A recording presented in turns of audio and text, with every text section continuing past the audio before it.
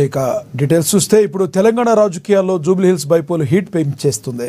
Sitting seat కోసం ప్రతిపక్ష BRS, అధికార కాంగ్రెస్ వ్యూహాలు రచిస్తున్నాయి. ఈ స్థానాన్ని కైవసం చేసుకునేందుకు ఇప్పటికే ఆ పార్టీలు అస్త్రశస్త్రాలు సిద్ధం చేసుకుంటుండగా ఉప ఎన్నిక నిర్వహించేందుకు ఈసీ కసరత్తు వేగవంతం చేస్తుంది. ఇప్పటికే కాంగ్రెస్ పార్టీ రాజీనామాకు సిద్ధంగా ఉందామని దానంకు సంకేతాలు ఇచ్చినట్లుగా సమాచారం. జూబ్లీహిల్స్తో పాటు ఖైరతాబాద్కు బైపోల్ వచ్చే అవకాశం ఉన్నట్లుగా తెలుస్తుంది.